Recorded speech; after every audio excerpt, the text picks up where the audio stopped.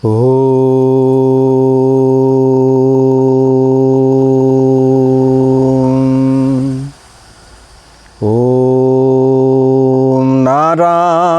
సమారంభాం వ్యాసశంకర మధ్యమాం అస్మదాచార్య పర్యంతం వందే గురు పరంపరాం.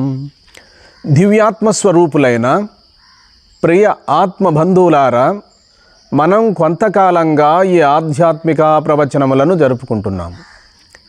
ఇందులో భాగంగా ఈరోజు మన ప్రస్తావన ఏమనగా, ఏ వయసులో ఈ బ్రహ్మ విద్య సులభముగా అనుభవం లేకొస్తుంది, సులభ గ్రాహ్యమవుతుంది.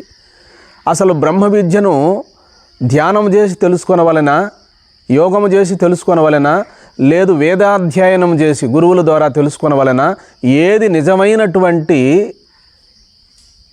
విద్య, బ్రహ్మ విద్యను ఏ సమయంలో ఏ వయసులో తెలుసుకోవాలి అనేటువంటి మొదలుగా గల అంశములపైన మనం ఈనాడు ప్రస్తావన చేద్దాం.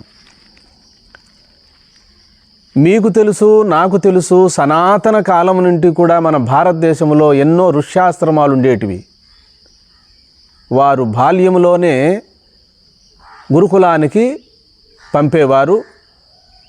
చక్కగా వేదాధ్యయనం పూర్తయిన తర్వాత గృహస్థాశ్రమ ధర్మం కానీ, లేదా బ్రహ్మచర్య ఆశ్రమం కానీ, లేదా సన్యాసాశ్రమాన్ని కానీ స్వీకరించేటువంటి వారు సమాజానికి ఆదర్శవంతమై నిలిచేవారు. ఈనాడు కూడా గురుకులాలు ఉన్నవి.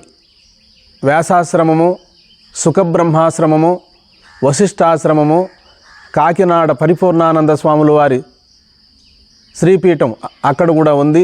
సుందర చైతన్యానంద స్వాముల వారి ఆశ్రమము, మరి అనంతపురము ఆధ్యాత్మిక కార్యాలయం శ్రీ శ్రీ సచ్చిదానందేంద్ర సరస్వతి మహాస్వాములు వారి యొక్క సంస్థానం కూడా ప్రచారంలో ఉన్నది.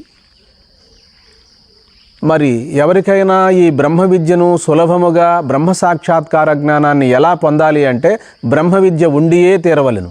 ఇది ప్రాథమిక దశ. ఉత్తమాధికారులుగా బ్రహ్మతత్వాన్ని, బ్రహ్మానుభవాన్ని పొందాలనేటువంటి వారికి ఇదొక మార్గం. లేదు, మన జన్మాంతర సంస్కారములు తక్కువగా ఉండి మధ్య వయసులో మనం బ్రహ్మ విద్యను ప్రారంభించినట్లయితే మరి మనం ఏ గ్రంథములను అధ్యయనం చేయాలి, ఎటువంటి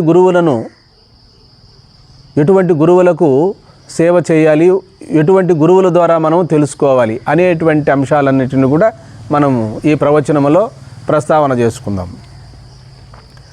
బాల్యము నుండి బ్రహ్మ విద్యను అధ్యయనం చేసినటువంటి వారికి బ్రహ్మ విద్య కరతలామలకం అవుతుంది.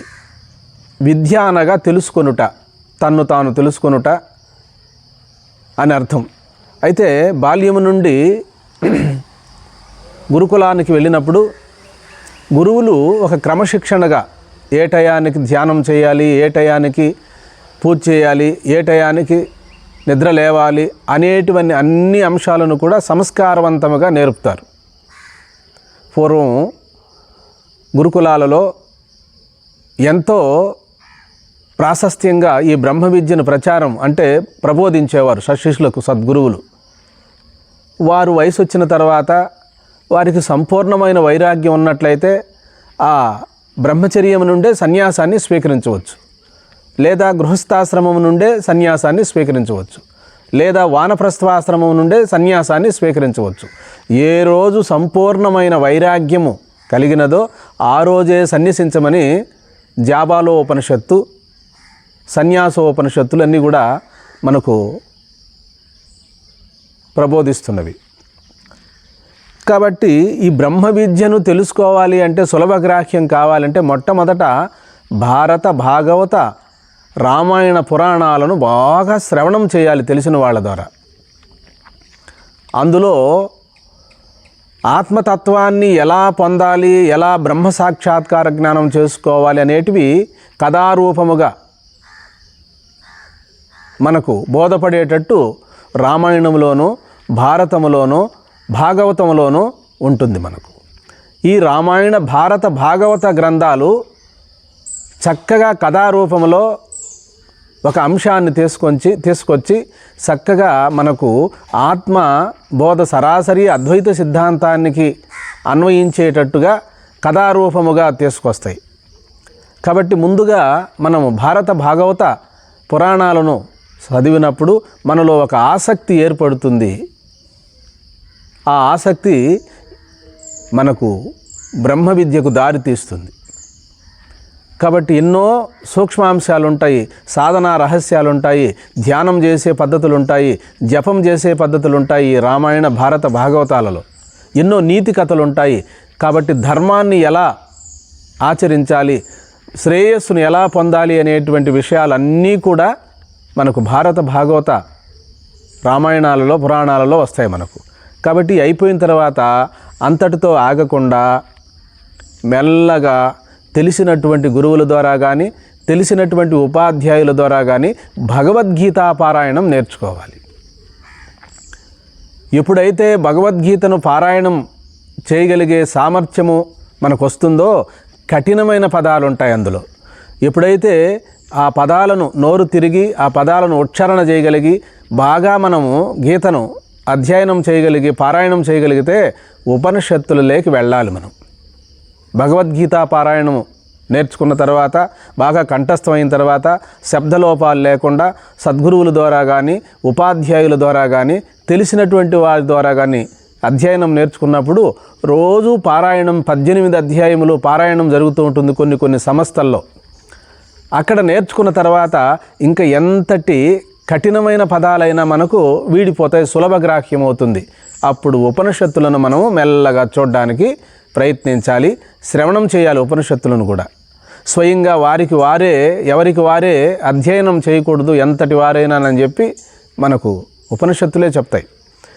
కాబట్టి ఇలా ఉపనిషత్తులను మెల్లమెల్లగా మనము శ్రవణం కానీ లేదా మనకు తెలిసినంతలో మరి చదవడం కానీ, అంటే భగవద్గీతను అధ్యయనం చేసి పారాయణం చేశాం కదా, భగవద్గీతే ఉపనిషత్తుల సారం. ఉపనిషత్తులు వేదముల యొక్క సారం.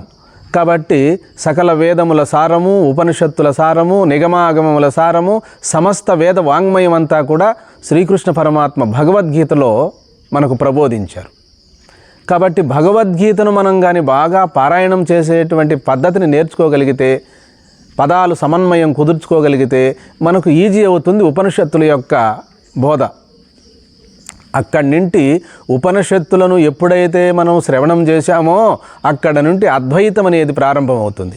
ఇది పుణ్యాత్ములకు పుణ్యపురుషులకు మాత్రమే సాధ్యమవుతుంది. సామాన్యులకు సాధ్యం కాదంటే సామాన్యులకు భారత భాగవత రామాయణ పురాణాలే సులభగ్రాహ్యమవుతాయి. ఒకే తడవ మనకు అర్థం కాదు. అందుకని పురాణాలను బాగా మనం శ్రవణం చేసినప్పుడు పెద్దల ద్వారా బాగా అర్థం చేసుకోగలిగిన నాడు ఉపనిషత్తుల జ్ఞానం మనకు వస్తుంది. ఆత్మ విజ్ఞానం అనేది కర్తలామలకమవుతుంది. ఆ పిమ్మట బ్రహ్మసూత్రాలను మనము శ్రవణం చేయాలి. బ్రహ్మసూత్రాలను ఎప్పుడైతే శ్రవణం చేస్తామో ఇక సంశయ నివృత్తి కలిగిపోతుంది. 10 ఉపనిషత్తులు, బ్రహ్మసూత్రములు, భగవద్గీత, ఈ మూటినే ప్రస్థానత్రయ భాష్యము అన్నారు. కాబట్టి మనం తెలుసుకోవాలంటే ఇప్పుడు తెలుగు కూడా వచ్చున్నాయి.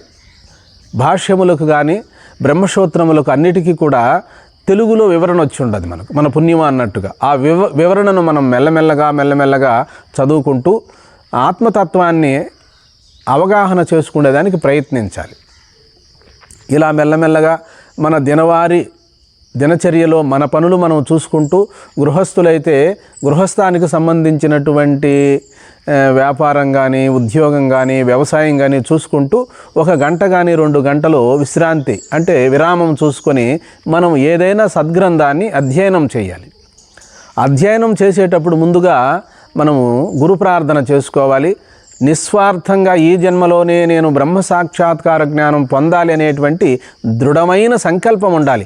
ఆ దృఢమైన సంకల్పమే తపస్సుతో సమానం. ఆ దృఢమైన తపనే తపస్సు. తపస్సు అనగా ఏ తత్వాన్ని మనం పొందాలనుకుంటున్నామో అది బాహ్యం కావచ్చు, మరి పరమార్థం కావచ్చు. మరి బాహ్యంగా కూడా ఏదైనా ఒక పని నెరవేర్చాలంటది పదే మనసులో సంకల్పించుకున్నప్పుడే ఆ పని నెరవేరుతుంది. అదేవిధంగా బ్రహ్మతత్వాన్ని, బ్రహ్మజ్ఞానాన్ని తెలుసుకోవాలనుకున్నటువంటి వారు ఆత్మతత్వాన్ని పదే పదే పదే చింతన చేసినప్పుడు అదే తపస్సు అన్నారు, ఇంక వేరే కాదు. కాబట్టి ఇలా మనం మెల్లమెల్లగా ముందు ఆత్మజ్ఞానం పొందడానికి ఈ భారత భాగవత రామాయణ పురాణాలు ఎంతగానో ఉపయోగపడతాయి. తర్వాత జగద్గురు శంకరాచార్యులు వారు రచించినటువంటి తత్వబోధ, ఇది భారత భాగవత రామాయణ పురాణాలు అయిపోయిన పిమ్మటనే ముందుగా భగవద్గీత కంటే ముందే కూడా మనం ఈ తత్వబోధ అనేటువంటి దాన్ని చూడాలి. మనం సాధకుడు మొట్టమొదటగా పంచభూతాలంటేనేమి, పంచేంద్రియములంటేనేమి, పంచ జ్ఞానేంద్రియములంటేనేమి, కర్మేంద్రియములంటేనేమి, అన్నమయము, ప్రాణమయము, మనోమయము, విజ్ఞానమయము, ఆనందమయము అనగా ఏమి, ఇటువంటివి అర్షడ్వర్గములు అనగానేమి, అనేకమైన విషయాలన్నీ కూడా అందులో మనకు సాధకుడికి ఏమి కావాలనో అదంతా కూడా ఈ తత్వబోధ అనే గ్రంథంలో మనకు వివరణాత్మకంగా ఉంటుంది. ఇది చిన్మయ మిషన్ వాళ్ళు రచించారు. అలాగే రామకృష్ణ మిషన్ వాళ్ళు కూడా ఈ తత్వబోధ అనేటువంటిది వారి యొక్క ప్రచురణలో కూడా ఉన్నాయి. మీరు ఎవరికైనా కావాలనుకున్నటువంటి వారు, ఈ బ్రహ్మ విద్యను సులభముగా గ్రహించాలనే ఆరంభ స్థానంలో ఉన్నటువంటి వారు ఈ తత్వబోధను మనము ముందుగా చూడాలి. ఈ తత్వబోధను చూస్తూ గీతాపారాయణాన్ని మాత్రం వేమారకుండా గురువుల ద్వారా బాగా శ్రవణం చేయాలి. బాగా లేదు, ఇప్పుడు యూట్యూబ్ వచ్చున్నది, చక్కగా యూట్యూబ్లో కూడా గీతను పారాయణం చేసేటువంటి పద్ధతిని మనకు అందజేస్తున్నారు మహాత్ములు. ఇలా చేస్తూ చేస్తూ చివరగా మనము అనుష్ఠాన గ్రంథమైనటువంటి మళ్ళా తిరగా ఈ భగవద్గీతనే ఆచరణలోకి తీసుకోవాలి. ఉపనిషత్తులు శ్రవణమునకు, బ్రహ్మసూత్రములు మననమునకు, నిధిధ్యాసన అనే జ్ఞాననిష్టకు, ధ్యానయోగానికి భగవద్గీత, ఈ 3 గ్రంథములను కానీ మనము పరిశీలనాత్మకంగా కానీ బాగా శ్రవణం చేయగలిగితే, శ్రవణ మనన నిధిధ్యాసనలు చేయగలిగితే సాక్షాత్కారం అనేది మనకు కలిగి తీరుతుంది. కాబట్టి ఎవరైనా ఆరంభ దశలో, ప్రారంభంలో ఉన్నటువంటి వారు భారత భాగవత రామాయణ పురాణాలను బాగా శ్రవణం చేయండి. మరి భగవద్గీతను చదవడానికి అందరూ అర్హులేనా అంటే, మీరు చదువుతూ ఉండండి, మీరు శ్రవణం చేస్తూ ఉండండి, తనంతట తానుగా మీరు పవిత్రులవుతారు. మీరు మెల్లమెల్లగా మీరు మంచి వైపు అడుగులు వేస్తూ ఉంటే చెడు తనంతట తానుగా దూరం అయిపోతుంది. మనకెక్కడ సాధ్యమవుతుంది? ఏ బ్రాహ్మణోత్తములకో, సన్యాసులకో, సాధువులకో అని అనుకోకుండా మరి అక్కడ బోధించినటువంటి వారు గృహస్థులే. శ్రీకృష్ణ పరమాత్మ శ్రవణం చేసినటువంటి వారు కూడా గృహస్థులే. అక్కడ నియమాలేమీ పెట్టలేదు. మన హఠయోగ గ్రంథాల్లోనూ కొన్ని యోగ గ్రంథాల్లో నియమం పెట్టినట్టుగా ఆచార్యులు వారు, గీతాచార్యులు వారు భగవద్గీతను సర్వ మానవాళికి అందించాడు. అక్కడ నియమ నిబంధనలు ఏమీ లేవు. మన పారాయణము బ్రాహ్మణులు, బ్రాహ్మణేతరులు, శూద్రులు మొత్తం అందరూ కూడా స్త్రీ పురుష భేదము లేకుండా భగవద్గీతను పారాయణం చేసి తరించవచ్చు. అందుకనే భగవద్గీత అందరికీ ఆదర్శవంతమైనది. కాబట్టి మనం ఈ భగవద్గీతను బాగా క్షుణ్ణంగా అర్థం చేసుకోగలిగితే జన్మరాహిత్యం కలుగుతుంది. కాబట్టి భగవద్గీతకు అర్హత ఏమిటి అంటే భక్తి శ్రద్ధలే. మనం మరి శాకాహారులు మాత్రమే ఈ భగవద్గీతను మరి శ్రవణం చేయాలి, అధ్యయనం చేయాలా అన్న మాట సత్యమే. అయితే మెల్లమెల్లగా మనం ప్రయాణం చేస్తూ ఉన్నట్లయితే తమంతట తాముగా శాకాహారులుగా మారిపోతారు. మనలో ఆ పవిత్రత ఏర్పడుతుంది, మనలో ఆ జిజ్ఞాస ఏర్పడుతుంది, మనలో ఆ వైరాగ్యం ఏర్పడుతుంది. తప్పకుండా మన జన్మ సాఫల్యం అవుతుంది. మనం భయపడ్డాం, ఇది మనకు సాధ్యం కాదులే, ఇది బ్రాహ్మణోత్తములకు మాత్రమే, ఇది చదువుకున్న వారికి మాత్రమే, పండితులకు మాత్రమే భగవద్గీతని అనుకున్నాము. కాదు, సర్వ మానవాళికి భగవంతుడే అందజేశాడు. కాబట్టి గీత నేర్చుకో, నీ వ్రాత మార్చుకో అన్నారు పెద్దలు. కాబట్టి మెల్లమెల్లగా మనము ఏదైనా సాధన మొదలుపెట్టినప్పుడు తప్పకుండా అది ఫలసిద్ధవుతుంది. అనగ రాగము అతిశయుల్లుతునుండు, తినగవేము తీయనుండు, సాధనమున పనులు సమకూరు ధరలోన అన్నట్టుగా మీరు మెల్లమెల్లగా సద్గ్రంథముల వైపు మొగ్గు చూపండి. మరి ఏదో చిన్న పురాణములు, నవలు, పేపర్ చూసేదానికంటే మన జన్మను సార్థకం చేసుకునేటువంటి వైపుగా మనం అడుగులు వేయాలి. మన పిల్లలకు కూడా అదే అంశాన్ని నేర్పాలి. పిల్లలకు సంపాదన ఇస్తామో ఏమో, సంస్కారం మాత్రం నేర్పాలి. ధనం ఇస్తే పోగొట్టుకోవచ్చు, ఉంచుకోవచ్చు. కానీ విద్యను, బ్రహ్మ విద్యను కానీ మనం ఇచ్చినట్లయితే, సంస్కారవంతమైన జీవితాన్ని ఇచ్చినట్లయితే తప్పకుండా మన జన్మ తరిస్తుంది, మన పిల్లల జన్మ కూడా తరిస్తుంది. స్వయం తీర్ణః పరాం స్థారయతి అన్నట్లుగా తాము తరించి సమాజాన్ని తరింపు చేయడానికి ఇది ఒక చక్కటి మార్గం. కాబట్టి ఎన్నో గొప్ప పుణ్యాశ్రమాలు ఉన్నాయి ఈనాడు.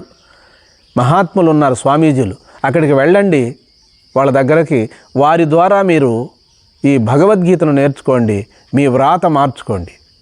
అలాగే మనము మరి ధ్యానం చేయాలనుకుంటారు ప్రతి ఒక్కరూ. ఈ ధ్యానం ఎప్పుడు చక్కగా కుదురుతుంది అంటే బాగా వైరాగ్యం ఉండాలి. వైరాగ్యం అంటే ఇండ్లు వాకిండ్లు వదిలిపెట్టి వెళ్ళిపోవడం కాదు. ఏది సత్యము, ఏది అసత్యము, అసత్యాన్ని వెడనాడి సత్యము యందు సంపూర్ణమైనటువంటి విశ్వాసము, అనురక్తితో ముందుకు నడవాలి. గురు శాస్త్రముల యందు సంపూర్ణమైన విశ్వాసం కలిగి ఉండడమే వైరాగ్యం. ఉన్న స్థాయి నుండి ఉన్నత స్థాయికి వెతకడం. కాబట్టి అట్లా మనము తెలుసుకొని జన్మను చరితార్థం చేసుకోవాలి. ఈ బ్రహ్మ విద్య వల్లనే మనకు జన్మ సాఫల్యం అవుతుంది. అది బాల్యములో అయితే సులభం అవుతుంది, సులభగ్రాహ్యం అవుతుంది. అర్ధ వయసులో మనం తెలుసుకోవాలి అంటే మరి మొట్టమొదటగా మరి పురాణ గ్రంథాలను మనం చూడాలి. ఈ 18 ఉపపురాణములు ఎన్నో ఉన్నాయి. మనకు పురాణాల గాథలు కూడా కొన్ని చోట్ల ఆత్మతత్వాన్నే బోధిస్తాయి. కాబట్టి 18 పురాణములు, 18 ఉపపురాణములు కూడా మనకు ఉన్నవి. కాబట్టి మెల్లమెల్లగా మనము ధ్యానం చేసే పద్ధతి పిల్లలకు నేర్పాలి. మనము కాసేపు కూర్చొని ధ్యానం చేయాలి. ధ్యానం చేసినప్పుడు మనసు ఏకాగ్రత అవుతుంది, మనస్సు పవిత్రతను చెందుతుంది. మరి కర్మలన్నీ కూడా నిర్మూలనం అవుతాయి. ధ్యేయ వస్తువుగా చివరకు మిగిలిపోతాం. ధ్యానం చేసేవారి గమ్యం ఏమిటంటే ధ్యేయాకారంగా మిగలడం, అంటే స్వస్వరూపమాత్రుడై మిగలడం. ఇది ధ్యానములో పద్ధతి. ఈ ధ్యానం అనేటువంటిది ఏకాంత ప్రదేశములో మరి మొదట సాధన చేసేవారు ఏకాంతముగా ఉండాలి. ఉద్యానవనము యందు కానీ, కొండ గుహల యందు కానీ, మరి స్వగృహమునందు ఒక పూజా గదిలో ఏర్పాటు చేసుకొని, వారి గృహమునందు ఒక పూజా గదిని ఏర్పాటు చేసుకొని పవిత్రంగా అక్కడ కూడా ధ్యానం చేయొచ్చు. మరి ధ్యానం అనేటువంటిది ప్రాతకాలంలోనే మనకు బాగా మనసు ప్రసన్నంగా ఉంటుంది. ఈ ప్రాతకాలంలో చేసే ధ్యానమే రోజంతా మనకు పవిత్రతనిస్తుంది, మనసు ప్రసన్నంగా ఉంటుంది. కాబట్టి ధ్యానం, అలా ధ్యానం చేసుకుంటూ చివరగా మనం చేయవలసిన పని ఏమైనా ఉన్నదా అంటే సవికల్ప సమాధిని పొందాలి. అంటే 3 గంటల కాలం లేవకుండా కూర్చోగలిగే సామర్థ్యాన్ని మనం సంపాదించుకోవాలి. త్రిష్ట కుదిరితే నిష్ట కుదురును. త్రిష్ట కుదరడానికి సంపూర్ణమైనటువంటి సాత్వికమైనటువంటి ఆహారం కావాలి. మనసును ప్రసన్నం చేసుకోవాలి. మనం భౌతికమైన విషయముల పట్ల విరక్తిని, ఆత్మ పట్ల అనురక్తిని పెంచుకోవాలి. ఎందుకని? ఈ విషయ వాసనలు మనకు అడ్డుగా ఉన్నవి ఆత్మతత్వాన్ని దర్శించడానికి. కాబట్టి విషయ వాసనలు శాశ్వతము కాదు, ఇవి నశ్వరములు అని మనసుకు నచ్చజెప్పుకొని అమృతతత్వమైనటువంటి పరమాత్మ స్వరూపాన్ని, తన స్వరూపాన్ని ఏకంగా అభేద దృష్టిలో సమ్యక్ దృష్టిని సంపాదించుకోవాలి. కాబట్టి మెల్లమెల్లగా ఆధ్యాత్మిక జీవన విధానంలో తొందరపాటు పనికిరాదు. మెల్లమెల్లగానే సాధన సాగించాలి, అభ్యాసం చేయాలి. అభ్యాసం వలన మనకు తప్పకుండా బ్రహ్మానుభవం కలుగుతుంది. కాబట్టి యోగాభ్యాసం అన్నారు, బ్రహ్మాభ్యాసం అన్నారు. యోగాభ్యాసం అనగా ప్రాణాయామం, బ్రహ్మాభ్యాసం అనగా పదే పదే బ్రహ్మభావనను, ఆ బ్రహ్మాకార వృత్తిని నిలుపుకోవడం. అనాత్మ వాసనలని విడనాడి ఆత్మాకార వృత్తిలో, ఆ బ్రహ్మాకార వృత్తిలో తైలధార వలె మనసును ప్రవహింపజేయడం. కాబట్టి మనం మెల్లమెల్లగా మరి ధ్యానం వైపు మొగ్గు చూపుతూ ఆ ధ్యానములో ఏ ఆలోచనలు నియంత్రించకూడదు, ఆలోచనలకు సాక్షిగా ఉండడానికి ప్రయత్నించాలి, ధ్యేయక స్థితిలో నిలవాలి. కాబట్టి ధ్యానం అనేది మహోన్నతమైన స్థితి. ఇది మధ్యమ స్థితి అయినప్పటికీ కూడా ఇది బ్రహ్మజ్ఞానమునకు సోపానం, ఆత్మదర్శనమునకు సోపానం. ధ్యానం అనే యోగం, ధ్యానయోగం. ఈ ధ్యానయోగము సాకారంగాను నిరాకారంగాను ఉంది.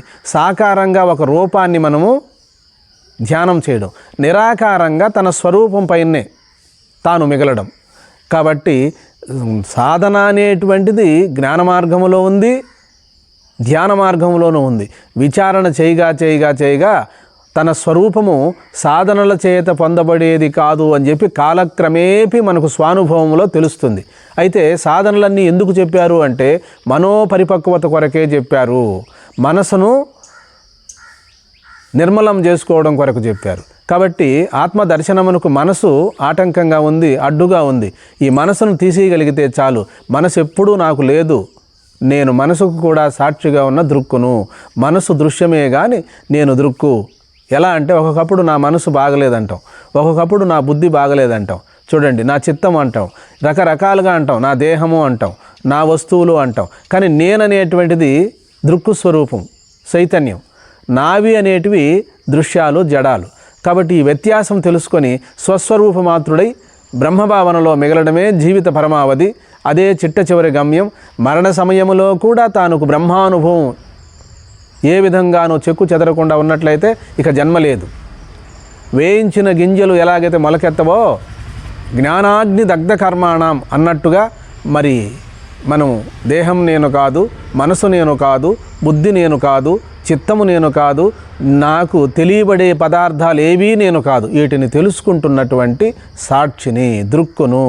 దృశ్యము జడము, దృక్కు బ్రహ్మము అనే భావన దృఢం చేసుకొని ఎట్లాగైతే దేహమే నేననే అజ్ఞాన దశలో మనకు దృఢమై ఉన్నదో అలాగే జ్ఞాన దశలో, సిద్ధావస్థలో నేను ఆత్మయే నేను కానీ శరీరము నేను కాదు, మనసు నేను కాదు, నాకు కనిపించే చరాచరమైనటువంటి ఏది నేను కాదు, నేను తెలుసుకుంటున్నటువంటి సర్వసాక్షిని అని దృఢమవుతుంది. అభ్యాసం వల్లనే దృఢమవుతుంది. అనాత్మ ఎట్లయితే మనకి ఇదే దేహం మనకు దృఢమైందో అదేవిధంగా ఆత్మ కూడా మన స్వరూపం కాబట్టి దృఢం కాకపోవడం ఏమిటి? కాఫీ తాగేదే అలవాటు అయిపోయింది, పేపర్ చూసేదే అభ్యాసం అయిపోయింది. మరి సినిమాకి వెళ్ళడమే అభ్యాసం అయినప్పుడు మరి ఇది కూడా అభ్యాసం అంటే ఆత్మ కూడా అభ్యాసం అవుతుంది మనకు.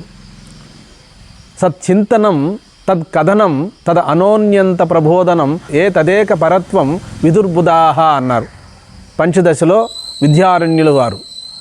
సచ్చింతనం తత్కథనం తద్ అనోన్యంత ప్రబోధనం ఏ తదేక పరత్వం బ్రహ్మ విదుర్బుధాహ అన్నాడు.